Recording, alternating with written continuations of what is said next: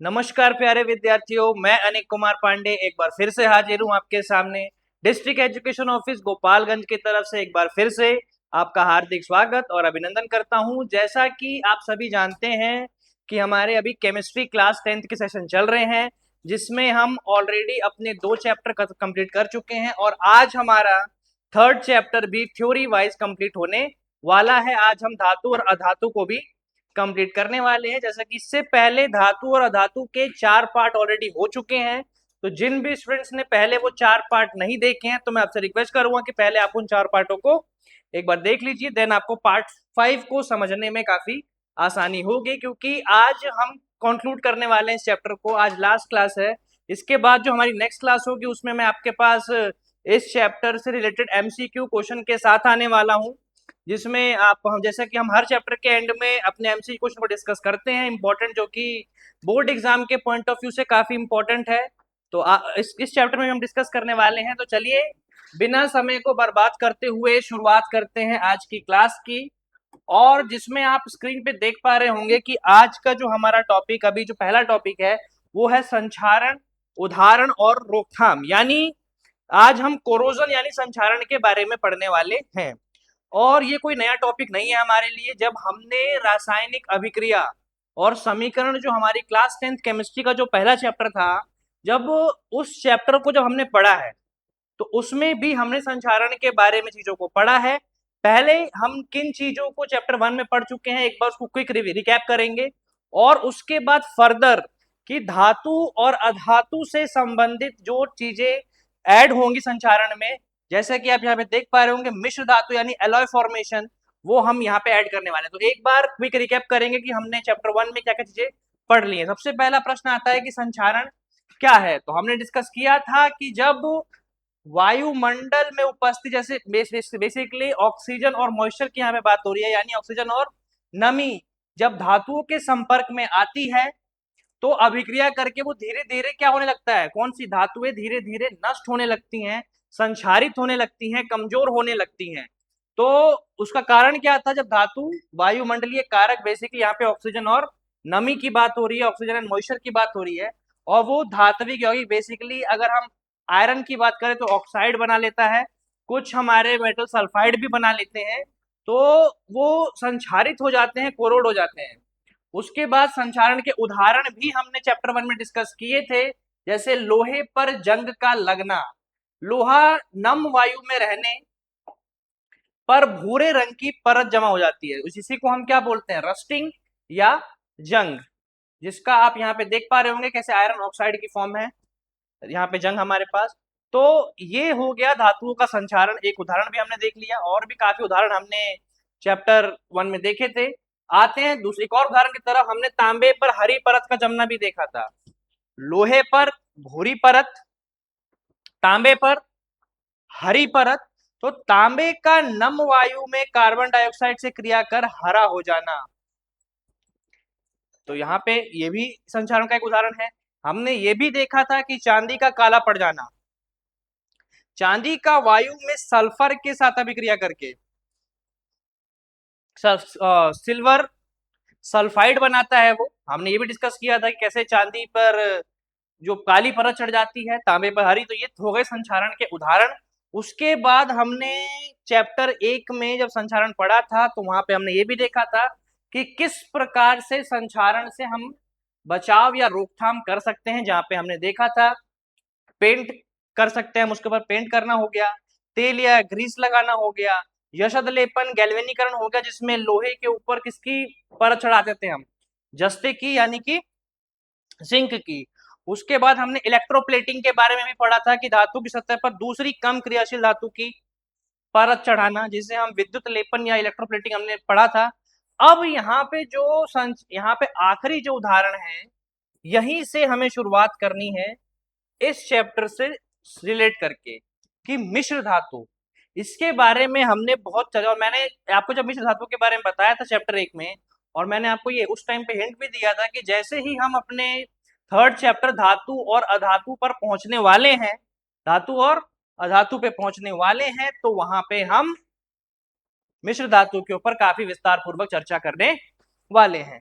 तो आप यहाँ पे देख पा रहे हो जैसे स्टेनलेस स्टील, अगर लोहे के बर्तन बनाए जाते तो उसमें जंग लग जाती, क्योंकि देखिए बर्तन हमें बार बार धोने पड़ते हैं और लगातार अगर वो पानी के, क्योंकि पानी में ऑक्सीजन है, अगर लगातार वो पानी के संपर्क में अगर आएगा तो वो खराब हो सकता है। तो इसीलिए हमने जो बर्तन बनाए वो स्टेनलेस स्टील के बनाए। स्टेनलेस स्टील किन किन धातु या किन किन तत्वों से मिलकर बना है उस पर हम काफी डिटेल में आज चर्चा करने वाले हैं। तो जैसे लोहे लोहे को जंग से बचाने के लिए उसमें क्या मिलाया जाता है? क्रोमियम नाम का धातु, ये यहाँ पे देख पा रहे होंगे, लोहा प्लस क्रोमियम ही। यहाँ पे निकिल की भी कुछ मात्रा होती है, वो भी हम डिस्कस करेंगे। कार्बन भी होता है स्टेनलेस स्टील में हार्डनेस के लिए, उस पर भी हम चर्चा करने वाले हैं। तो आपको एक आइडिया मिल चुका होगा कि हम किस टॉपिक पे बात करने वाले हैं। तो जैसा कि आप समझ चुके होंगे कि हम आज बात करने वाले हैं मिश्र धातु के ऊपर, यानी जिसे हम इंग्लिश में क्या बोलते हैं?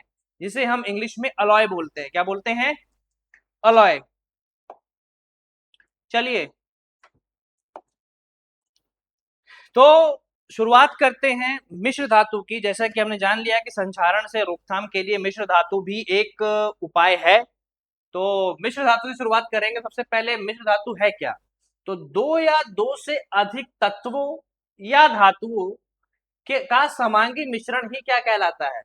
मिश्र धातु। अब यहाँ पे दो या दो से अधिक धातुएं हो सकती हैं, धातु अधातु हो सकता है, या अलग अलग तत्व भी हो सकते हैं। तो इसलिए जहाँ पे तत्व लिखा है आप यहाँ पे धातु भी समझ सकते हैं कि दो या दो से अधिक धातुएं, धातु या अधातु या उपधातु मिलकर भी क्या बनाते हैं हमारे पास, उनका जो समांगी मिश्रण होता है वही हमारा क्या कहलाता है? मिश्र धातु, यानी कि अलॉय कहलाता है। हमारा क्या कहलाता है? अलॉय। तो परिभाषा हम समझ चुके हैं। उसके बाद आइए कुछ उदाहरण हम देखते हैं कि हमारे पास कौन कौन से मिश्र धातु के जो साधारण कॉमन एग्जांपल है जो आपकी एनसीईआरटी में भी दे रखे हैं। तो शुरुआत करेंगे पहले उदाहरण पीतल से। किससे शुरुआत करने वाले हैं हम लोग? पीतल से। तो पीतल किन किन दो धातुओं का मिश्रण है, यानी जो पीतल मिश्र धातु है। पीतल हमारे पास एक धातु नहीं, मिश्र धातु होती है जो कॉपर और जिंक के मिलने पर बनती है। हम सभी जानते हैं कि कॉपर और जिंक दो धातुएं हैं और इन दोनों को आप यहाँ पे मात्रा भी देख पा रहे होंगे। इन मात्रा में मिलाने पर जो हमें तत्व, जो हमें मिश्र धातु प्राप्त होती है उसी को हम पीतल बोलते हैं। आइए आप यहाँ पे देख पा रहे होंगे इसका उपयोग। पीतल के बर्तन आपने देखे होंगे, पीतल के वाद्य यंत्र, गाना बजाने वाले बर्तन यंत्र आपने देखे होंगे। अगला उदाहरण देखते हैं कांसा, जिसे हम इंग्लिश में ब्रॉन्ज बोलते हैं। पीतल को हम इंग्लिश में ब्रास बोल सकते हैं। तो कांसा, कॉपर और टिन, ध्यान दीजिएगा हमारे पास पीतल कॉपर और जिंक से मिलके बना है। वहीं अगर हम कांसा ब्रॉन्ज पर आए तो वो हमारा कॉपर और टिन से मिलके बना है। हम सभी ने तीन जो मेडल मिलते हैं अलग अलग गेम्स में, ओलंपिक वगैरह में, कॉमनवेल्थ में, जो 3 मेडल मिलते हैं, गोल्ड, सिल्वर, जो तीसरा जो मेडल होता है थर्ड पोजीशन के लिए वो होता है ब्रॉन्ज मेडल। तो हम सभी ने वो कांसे का ही बना होता है। और वो कांसा किन दो धातुओं का मिश्रण है? कॉपर और टिन। एसएन टिन का सिंबल होता है। और कितनी मात्रा में मिलाया जाता है वो मात्रा भी लगभग अंदाजे यहाँ पे आपको दी हुई है। उदाहरण के लिए मूर्तियां बनाई जाती हैं और जिन मेडल की मैंने बात की, यानी जिन पदकों की मैंने बात की, वो भी इसी मिश्र धातु से बने होते हैं। चलते हैं अगले उदाहरण की तरफ। जैसा कि मैंने अभी मिश्र धातु पीछे आपको बताया था कि स्टेनलेस स्टील बर्तनों को जंग से बचाने के लिए अगर लोहे के बर्तन बनाए जाएंगे, क्योंकि बर्तनों को बार बार धोने की आवश्यकता है इस्तेमाल के बाद, तो लगातार वो अगर वो पानी के संपर्क में आएगा तो वो संक्षारित होगा। एक समय के बाद वो संक्षारण उसमें होगा, तो वो संक्षारित ना हो इसीलिए एक मिश्र धातु यानी एक अलॉय बनाया जाता है जिसको हम बोलते हैं स्टेनलेस स्टील। तो जो हमारे घरों में बर्तन होते हैं वो स्टेनलेस स्टील के होते हैं। अब प्रश्न ये आता है कि इस स्टेनलेस स्टील में कौन कौन सी धातुएं होती हैं? तो सबसे पहले तो लोहा, क्रोमियम। क्रोमियम जंग से बचाता है। स्टेनलेस स्टील में जो क्रोमियम की भूमिका है वो उसको रस्टिंग से प्रिवेंट करता है। जो अगर सिर्फ लोहे के बर्तन होंगे तो वो वहां पे रस्टिंग होगी, लेकिन क्रोमियम उसको जंग से बचाएगा। यहाँ पे निकेल की भी कुछ मात्रा होती है और कार्बन भी कुछ अल्प मात्रा में स्टेनलेस स्टील में मिलाया जाता है। उसको हार्डनेस प्रदान करने के लिए, क्या करने के लिए, हार्ड यानी कठोर बनाने के लिए। और इन सब के मिश्रण से जो मिश्र धातु हमें प्राप्त होती है उसी को स्टेनलेस स्टील हम बोलते हैं, जो कि क्या होती है, जो होती है संक्षारण रोधी। अब उदाहरण घर के बर्तन तो हो गए, प्लस और कहाँ यूज हो सकता है, तो हम सभी जानते हैं जो सर्जन द्वारा, जितने भी सर्जन द्वारा सर्जरी में जो इक्विपमेंट्स यूज किए जाते हैं, जो कि आप यहाँ पे देख पा रहे होंगे, शल्य चिकित्सा उपकरण, जितने भी सर्जरी इक्विपमेंट्स होते हैं वो भी स्टेनलेस स्टील के ही बने होते हैं। रसोई घर के बर्तन का तो उदाहरण हम पहले डिस्कस कर चुके हैं। तो जो अगली मिश्र धातु हमारे पास यहाँ पे आप देख पा रहे होंगे नंबर 4, जो बहुत ही महत्वपूर्ण है, अमलगम। तो अमलगम जो मिश्र धातु है ये कैसे बनाई जाती है, तो देखिए एक चीज आप ध्यान रखिएगा, अमलगम के केस में एक घटक हमेशा फिक्स रहता है, मरकरी के साथ, यानी जिसे हम पारा भी बोलते हैं, पारा भी बोलते हैं, तो उसके मरकरी फिक्स रहेगा, प्लस उसके साथ जब हम कोई दूसरी धातु, जनरली सिल्वर वगैरह का उपयोग अगर हम करें, तो उन दो धातुओं के मिश्रण से जो मिश्र धातु हमारे पास प्राप्त होती है वो होती है, उसे हम बोलते हैं अमलगम। मरकरी फिक्स होगी, उसमें पारा फिक्स होगा, प्लस इसके साथ हम किसी एक और धातु को मिलाते हैं, अमलगम। आगे मैंने फिर से काफी उदाहरण लिए, यहाँ पे हम दोबारा से इसके ऊपर चर्चा करेंगे विस्तार पूर्वक और कुछ और उपयोग जानने का प्रयास करेंगे। फिलहाल आपको अमलगम समझ में आ गया कि जब मरकरी यानी पारा के साथ किसी अन्य धातु को मिलाया जाता है तो वहां पे, और किस काम आता है ये, दंत अगर दांतों को भरने के लिए, कभी कभार दांत सड़ने या फिर दांतों में छेद हो जाते हैं उसको भरने के लिए दंत चिकित्सकों द्वारा, यानी जो डेंटिस्ट होते हैं वो इसका उपयोग करते हैं। एक और हमारे पास मिश्र धातु है यहाँ पे सोल्डर। अब ये किन धातुओं का मिश्रण होता है, तो आप यहाँ पे देख पा रहे होंगे स्क्रीन पे कि लेड और टीन को लगभग बराबर मात्रा में मिलाने पर, दोनों का आप देख पा रहे होंगे, दोनों ही लगभग कितने उसमें है, परसेंटेज में कितनी प्रतिशत में है, दोनों ही लगभग 50-50% मात्रा में मिलाने पर लेड और टिन को, जिसका लेड का सिंबल पीबी होता है आप देख पा रहे होंगे, और टिन का सिंबल एसएन होता है, इन दोनों को बराबर मात्रा में मिलाने पर जो हमें मिश्र धातु प्राप्त होती है वो होती है शोल्डर। और इसका उपयोग इलेक्ट्रॉनिक सर्किट बनाने में किया जा सकता है। जैसे कि यहाँ पे देख पा रहे होंगे, हम सभी ने अपने घरों में इन इलेक्ट्रॉनिक सर्किटों को देखा होगा, तो इसको बनाने में भी जिस मिश्र धातु का उपयोग किया जाता है उसको हम बोलते हैं सोल्डर। तो अब यहाँ पे कुछ महत्वपूर्ण और मिश्र धातुएं जो आपको पता होनी चाहिए नॉलेज पॉइंट ऑफ व्यू से, और अब यहाँ पे मैं आपके सामने 20 उदाहरण लेकर आया हूँ। आप यहाँ पे देख पा रहे होंगे उन उदाहरणों का भाग 1 और इन्हीं उदाहरणों का भाग 2, यहाँ पे कुल मिला के 20 उदाहरण है जो काफी महत्वपूर्ण है हमारे आसपास, हमारे दैनिक जीवन में इन मिश्र धातुओं का उपयोग लगातार किया जा रहा है। अब लेकिन ध्यान दीजिएगा, जिस भी मिश्र धातु के ऊपर मैं स्टार लगाऊंगा उसको आपको बिल्कुल नहीं भूलना है।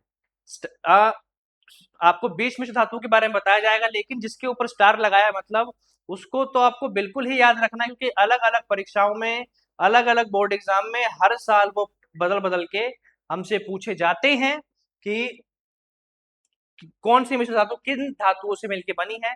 तो शुरुआत करते हैं पीतल ब्रास, जिसको हम ऑलरेडी डिस्कस कर चुके हैं। ये भी एक बहुत ही इंपॉर्टेंट मिश्र धातु है, इसको आपको बिल्कुल भी नहीं भूलना है, इसका उपयोग और ये किन किन धातुओं से मिलकर बनी होती है। तो जैसा कि मैंने आपको पिछली स्लाइड में ही बताया था कि जो हमारा पीतल यानी जो ब्रास होता है वो कॉपर और जिंक से मिलकर बना होता है। किससे मिलकर बना होता है? कॉपर और जिंक से मिलकर बना होता है। हमें बिल्कुल नहीं भूलना है कि पीतल यानी ब्रास जो है वो कॉपर और जिंक से मिलकर बना है। इसके प्रमुख उपयोग क्या हैं? इसके प्रमुख उपयोग हैं बर्तन या तार बनाने में इस मिश्र धातु का उपयोग किया जाता है। आइए दूसरा नंबर पे, कांसा और ब्रॉन्ज। क्या? कांसा और ब्रॉन्ज। तो आप यहाँ पे देख पा रहे होंगे कि जो हमारे पास यहाँ पे संगठन है, जो कांसा, जिसके बारे में पिछले स्लाइड में डिस्कस किया था, ब्रॉन्ज मेडल के बारे में भी, तो ये जिन दो धातुओं से मिलके बना होता है उन दो धातुओं को हम बोलते हैं कॉपर और टिन। कॉपर एंड टिन से मिलके बना है, किस उपयोग में आता है? सिक्के बनाने के लिए, मूर्तियां बनाने के लिए और घंटी बनाने में भी इसका इस्तेमाल किया जाता है। ये भी एक बहुत ही इंपॉर्टेंट मिश्र धातु है जो अलग अलग परीक्षा में बार बार आपसे पूछा जाता है। तो ये दोनों ही काफी इंपॉर्टेंट है। चलते हैं अगली पे, स्टेनलेस स्टील भी आपको नहीं भूलना है, जिसके बारे में धातु बताइए ना मैंने, कार्बन भी होता है, आयरन तो होगा ही होगा, क्रोमियम होगा, निकिल होगा, ये 3 धातु हो गई, प्लस कार्बन की भी कुछ मात्रा होती है जो मैंने पिछली स्लाइड में डिस्कस किया है। किस उपयोग में आता है? सर्जिकल औजार बनाने में, चाकू या बर्तन बनाने में भी इसका उपयोग किया जाता है। इसको बिल्कुल याद रखना है, आपको नहीं भूलना है। उसके बाद जो अगला हमारे पास मिश्र धातु है वो है ड्यूरेलुमिन। कौन सी? ड्यूरेलुमिन। और ये किन किन धातुओं से मिलकर बनी होती है? ये होती है एल्यूमिनियम, कॉपर, मैंगनीज और मैग्नीशियम। कौन कौन से धातु है? एल्यूमिनियम, कॉपर, मैंगनीज और मैग्नीशियम। किस उपयोग में आती है? वायुयान के ढांचे और प्रेशर कुकर बनाने में। इंपॉर्टेंट मिश्र धातु है, याद रखना है, लेकिन जिन पे स्टार लगा रहा हूं मैं उनको तो आपको बिल्कुल भी नहीं भूलना है। अगला है मैग्नेलियम। आप जान रहे होंगे यहाँ पे कि मैग्नेलियम है, जिसमें जो एल्यूमिनियम और मैग्नीशियम नाम की धातुओं को मिलाकर बनाया जाता है। इसका उपयोग भी वायुयान तथा जहाजों तथा हल्की मशीनों को बनाने में भी किया जाता है। जर्मन सिल्वर, ये स्टार इंपॉर्टेंट है क्योंकि नाम से देखिए, नाम में सिल्वर है बट इसको बनाने में सिल्वर का प्रयोग नहीं किया जाता। तो सबसे पहली कंफ्यूजन हमको ये दूर कर लेनी है कि जर्मन सिल्वर के नाम में सिल्वर आ रहा है बट इसको बनाने में सिल्वर धातु का उपयोग नहीं किया जाता। तो सिल्वर का उपयोग नहीं किया जाता तो किन किन धातुओं का उपयोग किया जाता है? यहाँ पे आप देख पा रहे होंगे, कॉपर, जिंक और निकिल। कॉपर, जिंक और निकिल को मिलाकर हम जर्मन सिल्वर प्राप्त करते हैं। तो नाम पर आपको नहीं जाना है, जर्मन सिल्वर में सिल्वर नहीं होता है। कौन सी धातुएं पाई जाती हैं? कॉपर, जिंक और निकिल। और ये भी एग्जामिनेशन पॉइंट ऑफ व्यू से बहुत इंपॉर्टेंट है, इसको भी आपको नहीं भूलना है। किस उपयोग में आती है? सजावटी बर्तन, गहने, कलात्मक वस्तुओं को बनाने में इसका उपयोग किया जाता है। अगला 7वां जो हमारे पास मिश्र धातु आप यहाँ पे स्क्रीन पर देख पा रहे होंगे, ये है रोल्ड गोल्ड। कौन सा गोल्ड? Rolled gold. अब ये किन किन धातुओं से मिलकर बना है? ये कॉपर और एल्यूमिनियम से मिलकर बना है। और जो आर्टिफिशियल ज्वेलरी होती है, यानी जो कृत्रिम आभूषण होते हैं, उसको कॉपर और एल्यूमिनियम को मिलाकर बनाया जाता है, इसीलिए इसको रोल्ड गोल्ड भी हम कहते हैं। क्योंकि ये कैसे होती है? रियल गोल्ड नहीं होता, ये आर्टिफिशियल ज्वेलरी बनाने में, यानी जो कृत्रिम आभूषण होते हैं उसको बनाने में एल्यूमिनियम और कॉपर का इस्तेमाल किया जाता है।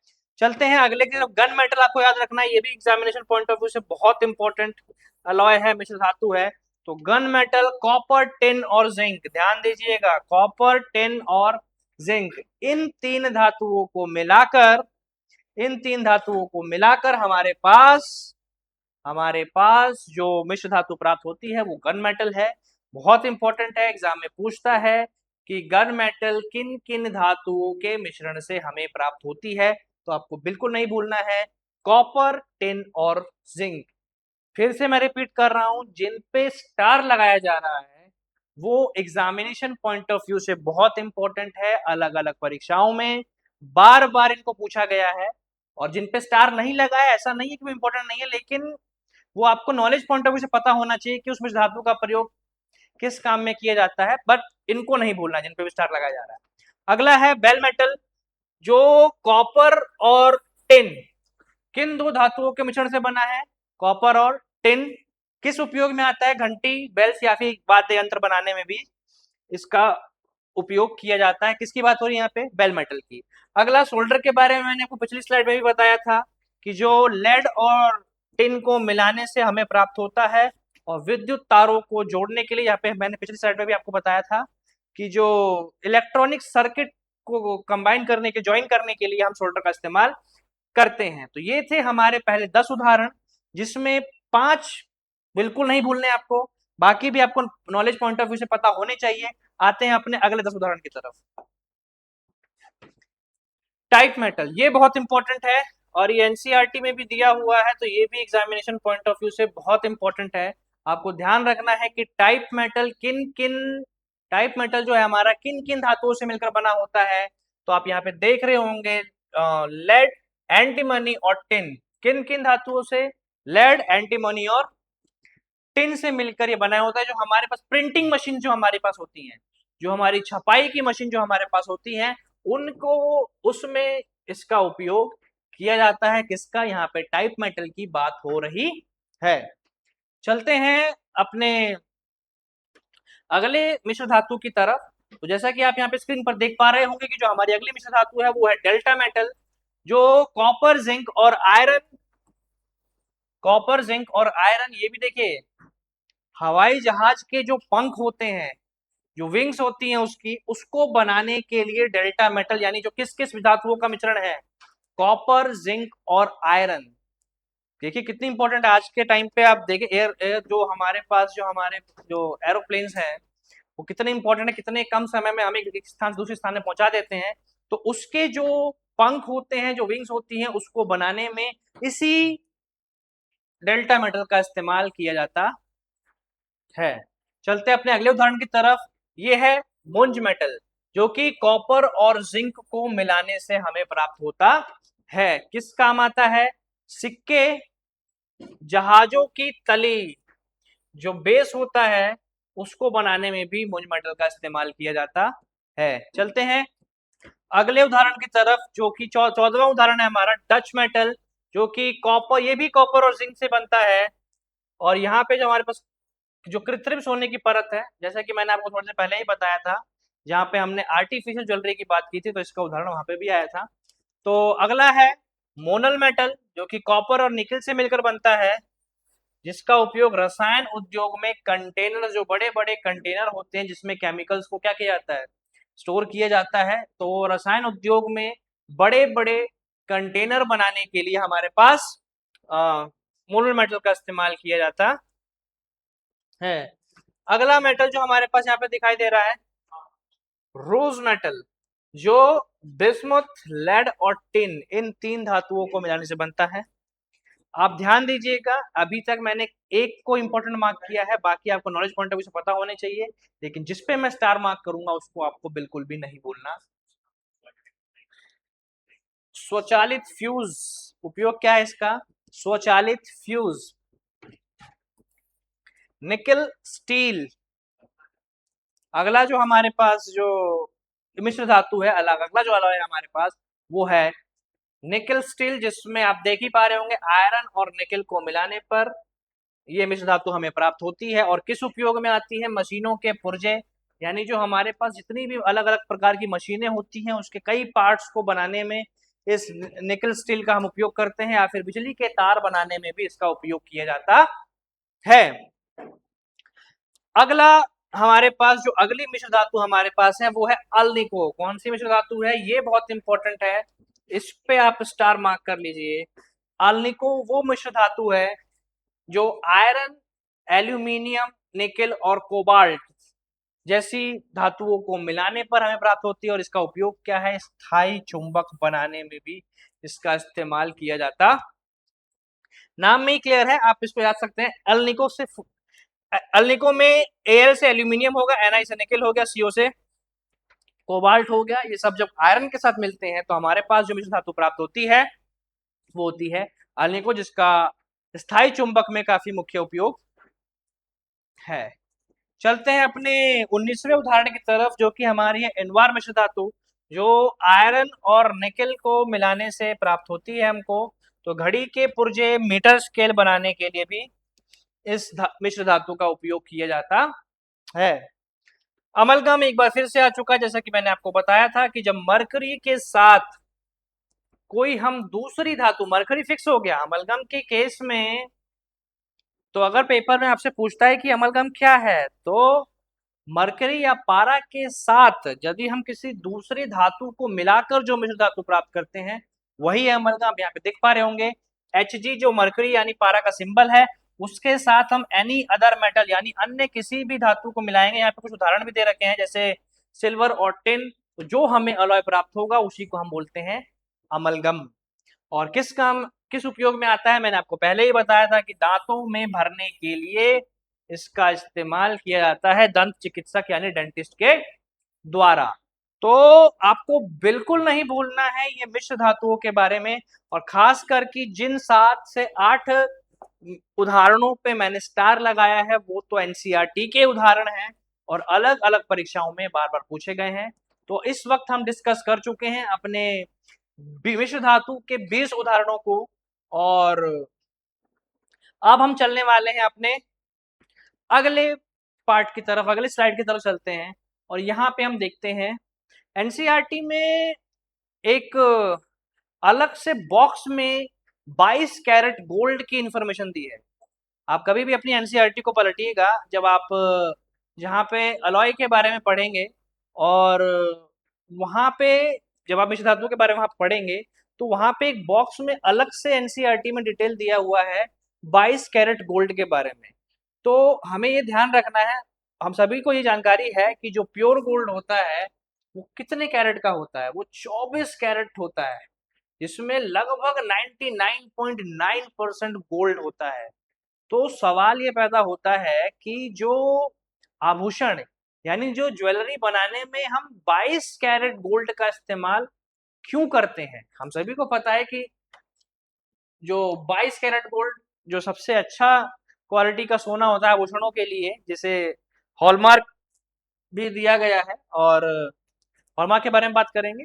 गोल्ड की प्योरिटी का वो सिंबल होता है। अभी फिलहाल आते हैं 24 कैरेट गोल्ड, तो जिसमें 99.9% सोना होता है, वो बहुत ही नरम होता है। नरम का मतलब सॉफ्ट, तो उससे हम आभूषण नहीं बना सकते, उसको हार्ड, क्योंकि हमें पता है कि ज्वेलरी हार्ड होगी, तो उसको हार्ड मजबूत स्ट्रॉन्ग बनाने के लिए हम 22 कैरेट सोने का इस्तेमाल करते हैं, जो कि काफी मजबूत होता है, स्ट्रॉन्ग होता है। तो अब सवाल आया कि 2 कैरेट हम उसमें क्या ले मिलाएंगे। तो सबसे पहले आप ये समझ लीजिए कि जो शुद्ध सोना होता है वो 22 कैरेट होता है, जिसमें लगभग सोने की मात्रा 91.67% से 91.6% के आसपास होती है।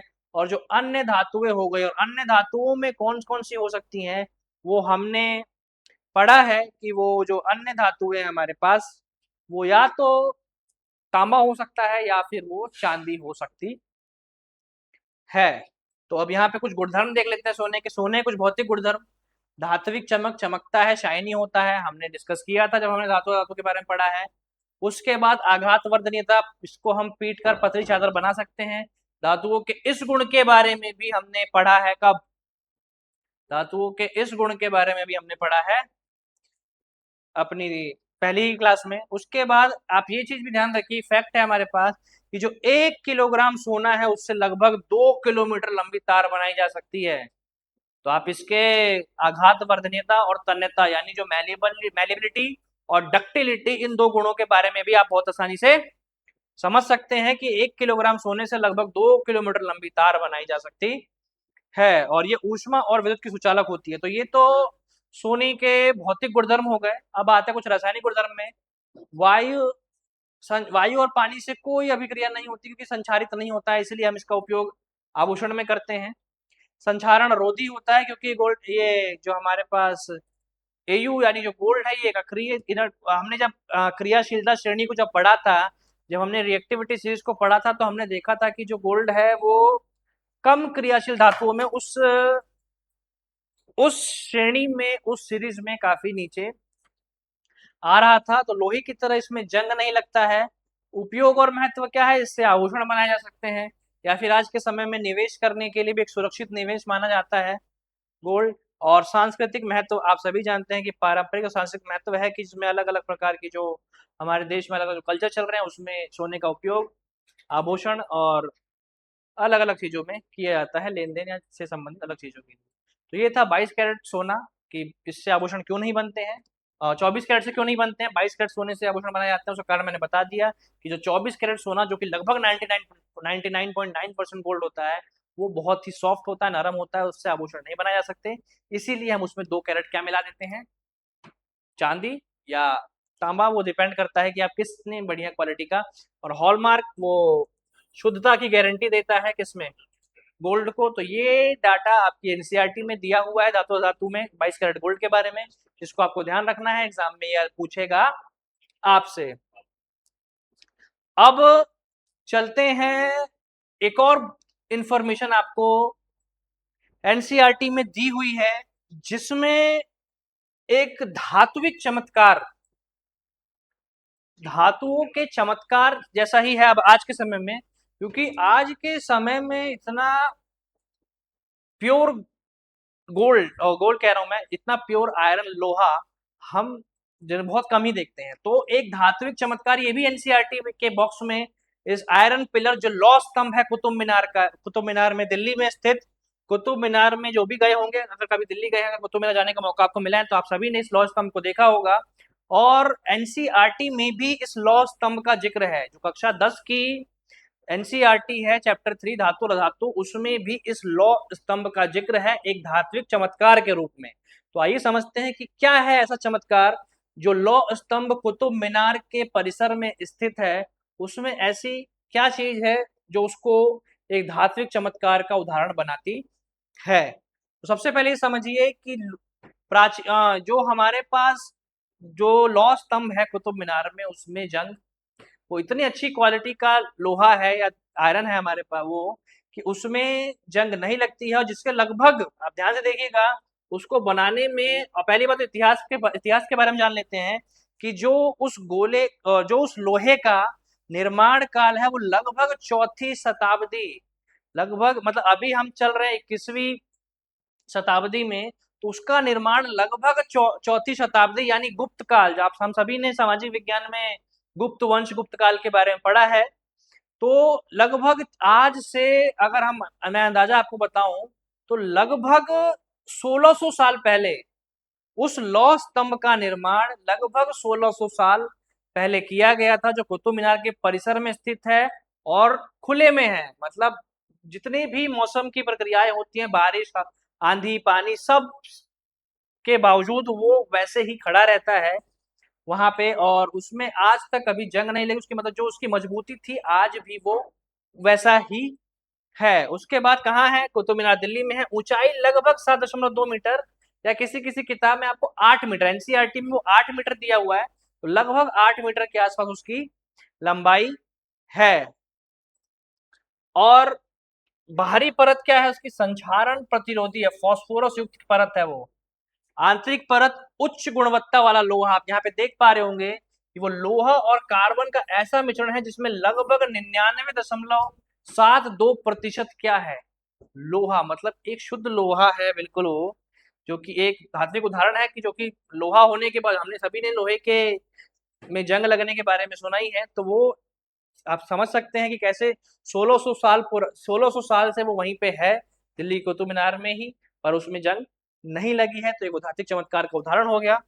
और उसमें क्या है, सूक्ष्म संरचना क्या है उसकी? रॉट आयरन, जंग नहीं लगने के कारण उसमें रॉट आयरन भी मौजूद है, तो इसको आपको ध्यान रखना है।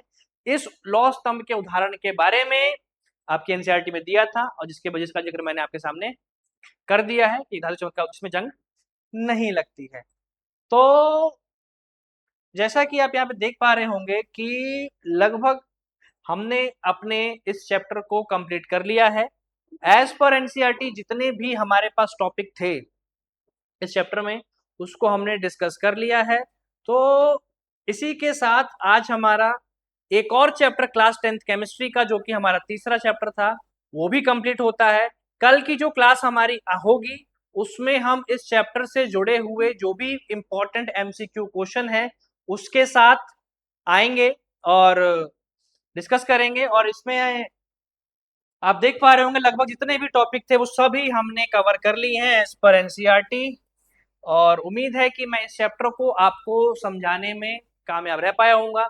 जो भी बच्चे नए जुड़े हैं वो आप वीडियो चैनल पे प्लेलिस्ट में जाके इस चैप्टर से जुड़ी पुरानी वीडियो को भी देख सकते हैं। कल की क्लास में हम हाजिर होंगे इस चैप्टर से जुड़े हुए एमसीक्यू के साथ। तो आज हमारी इस चैप्टर की थ्योरी कंप्लीट होती है, कल एमसीक्यू के साथ इस चैप्टर का 100% समापन हो जाएगा। उसके बाद फिर हम एक नए चैप्टर के साथ आपके सामने आएंगे। तब तक के लिए रिवीजन करते रहिए, अपना बहुत ध्यान रखिए। धन्यवाद।